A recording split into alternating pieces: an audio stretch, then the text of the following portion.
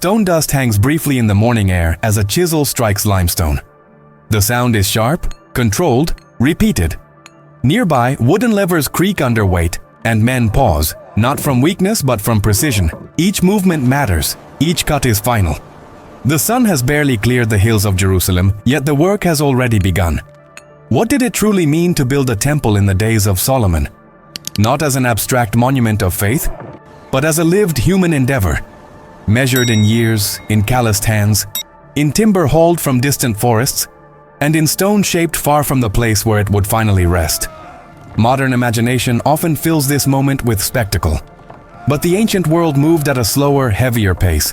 No machines, no haste, only skill, organization, and time.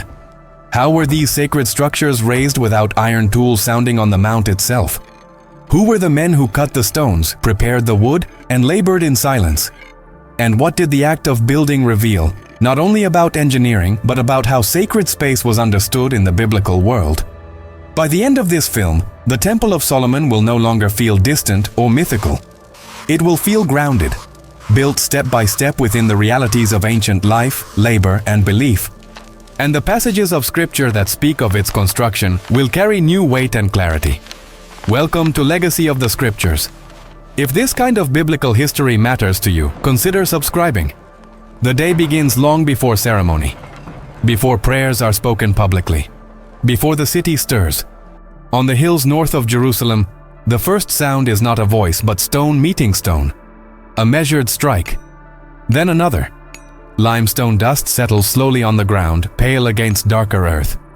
This is where the temple truly begins, not on the mount itself, but far from it.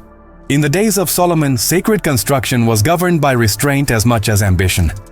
The temple was not to rise amid chaos or noise. Scripture tells us that no hammer or iron tool was heard on the mountain while it was being built. That silence was not symbolic alone. It was logistical. It required planning on a scale rarely imagined by the modern reader.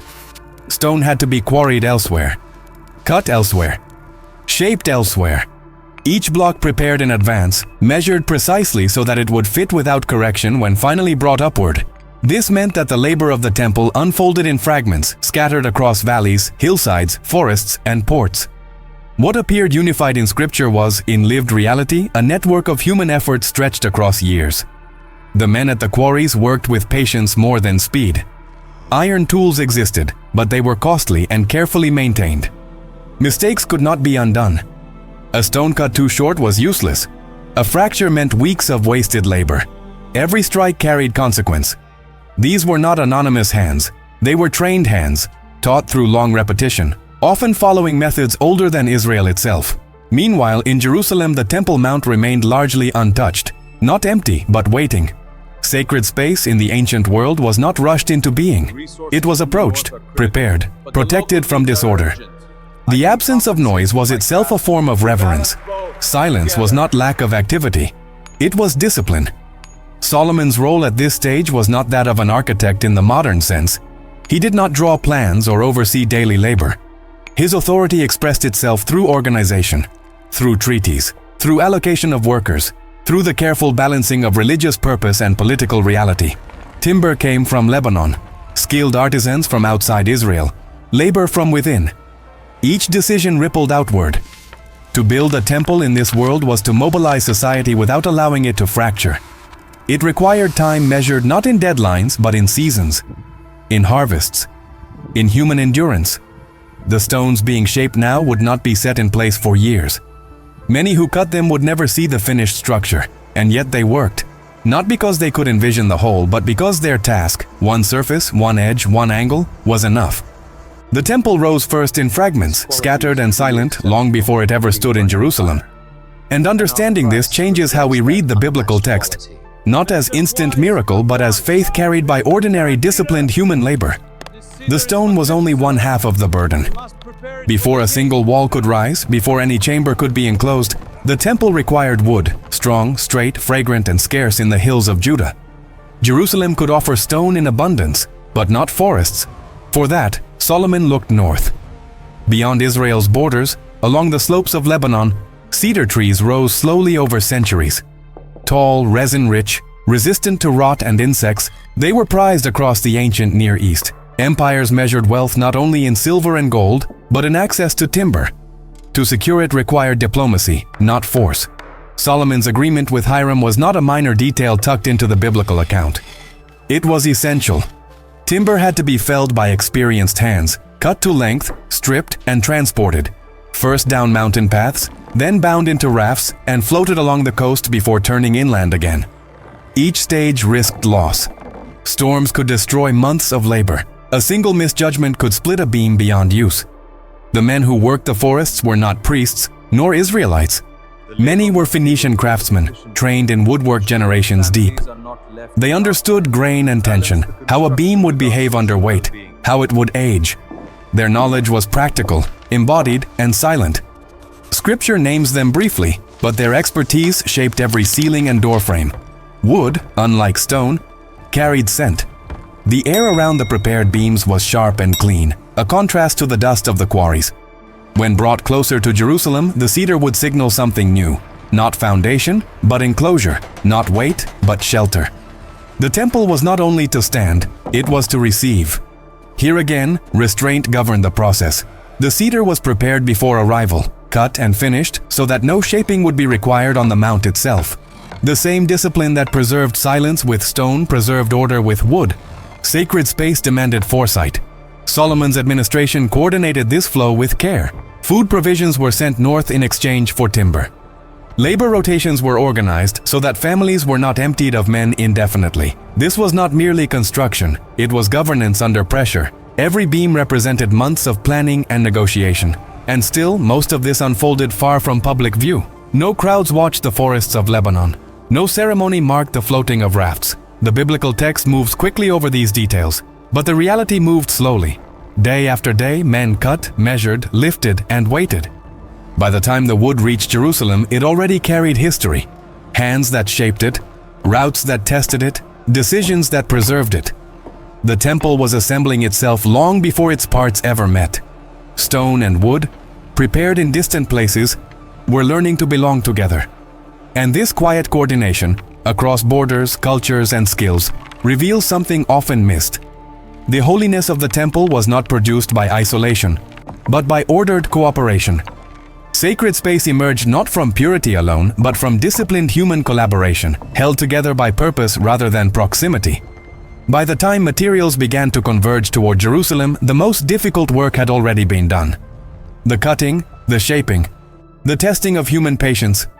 What remained was assembly, but assembly without correction, without noise, and without the margin for error that modern tools allow.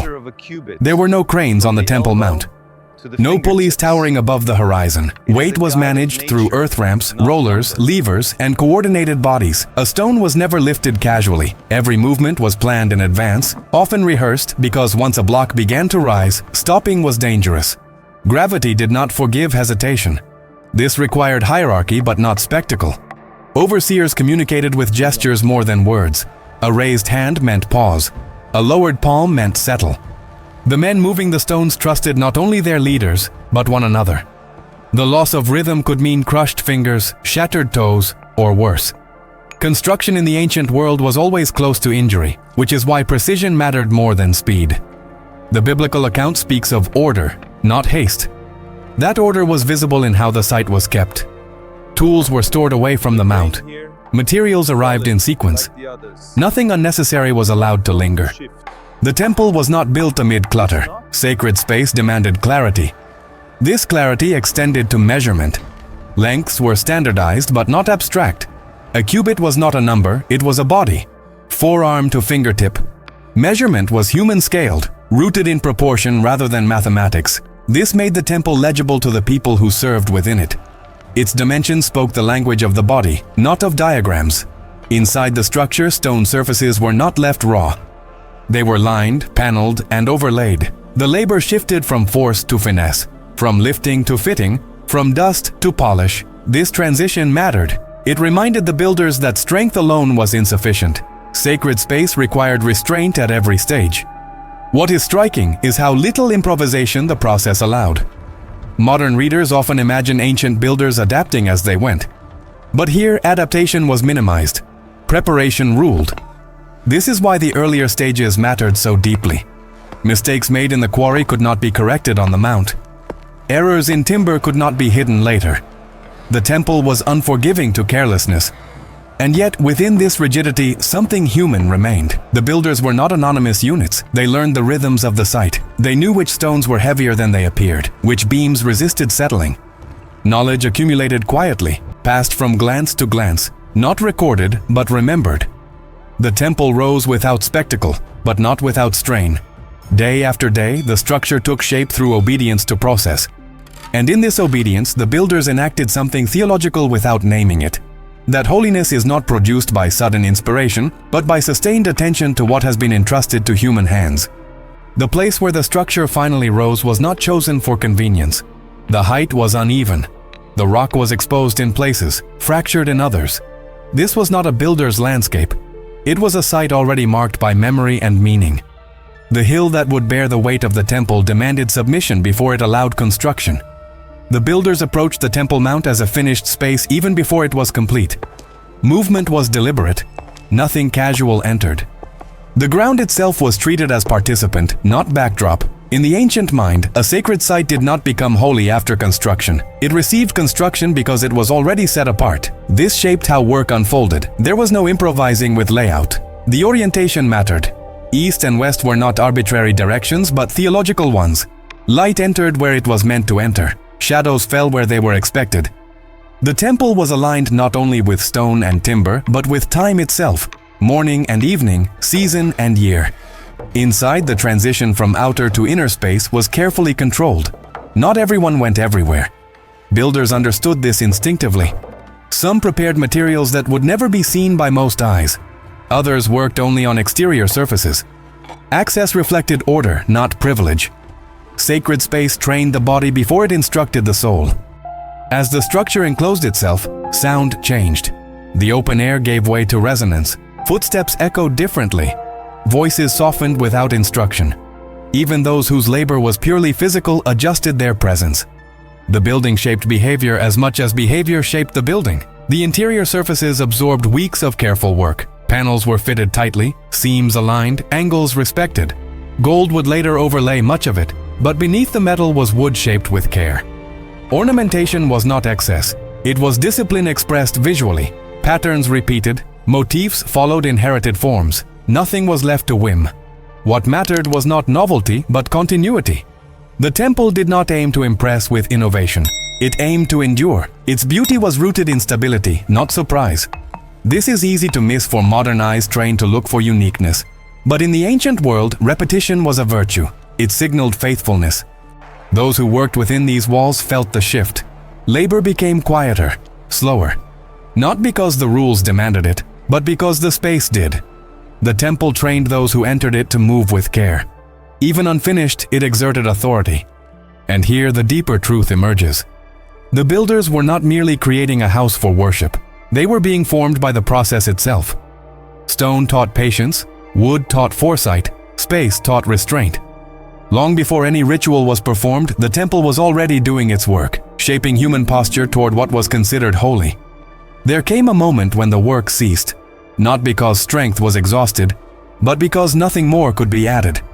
The final stone rested where it had been intended from the beginning. The last panel aligned. The space stood complete, not loud with achievement, but settled. Completion in the ancient world did not feel like celebration at first. It felt like stillness. After years of movement, lifting, planning, and restraint, the sudden absence of labor created a different weight. The builders did not rush to mark the moment. They stepped back. They let the structure exist without their hands upon it. This pause mattered. In the biblical imagination, a sacred structure was not fully itself until human striving withdrew.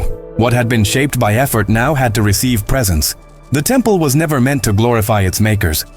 It was meant to outlast them. Those who had labored there would not remain.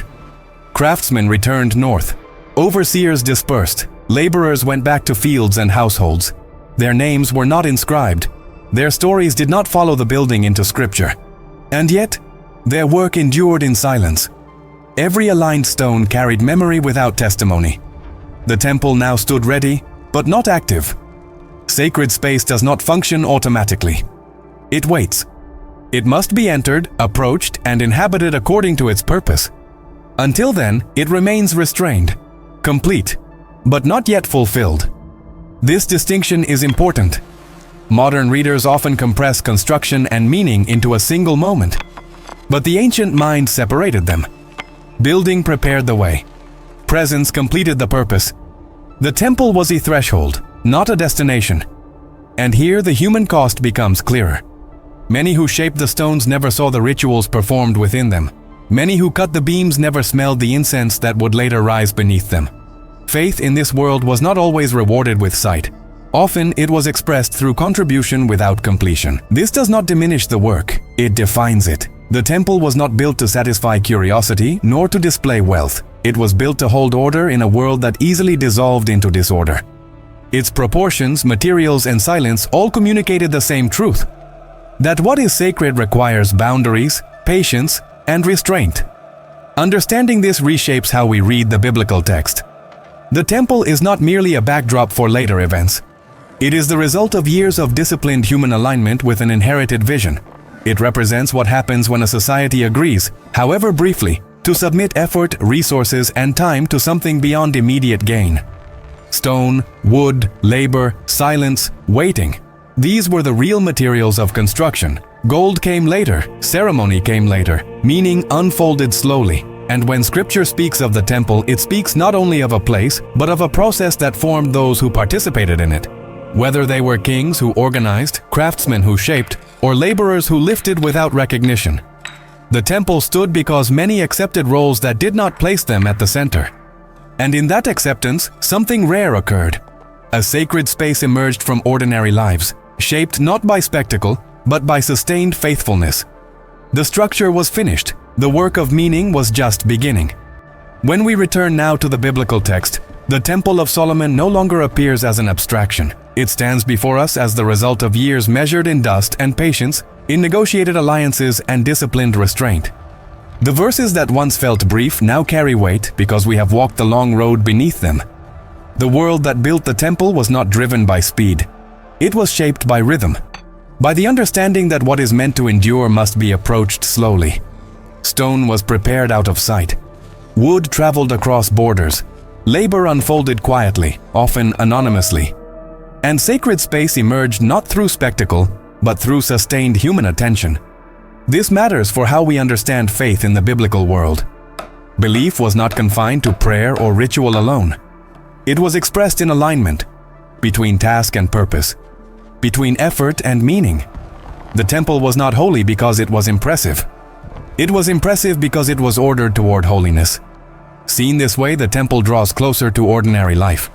It reflects a truth that remains recognizable: that much of what carries lasting value is built by people who will never stand at the center of the finished work. That faith often unfolds through contribution without recognition. That silence, discipline, and patience are not the absence of devotion, but its texture. When later generations entered that space to worship, they did so within walls shaped by unseen hands. Their prayers rose from floors laid by men who had already returned to fields and villages. The sacred depended on the ordinary, and the ordinary offered faithfully became sacred. If this kind of historical understanding helps you read Scripture more clearly, subscribe to Legacy of the Scriptures. Each new film will continue to place the Gospels and the Hebrew Scriptures back into their real human world: stone, dust, labor, family, and faith lived day by day. If this documentary helped you see the Bible differently, click like so this work can reach others who are seeking depth rather than noise. And before you go, share in the comments what stood out to you. What detail, image, or insight changed the way you now imagine the biblical world? Your reflection becomes part of the ongoing conversation. Thank you for walking slowly through biblical history with us. Until the next journey, may your reading of Scripture be grounded, patient, and alive.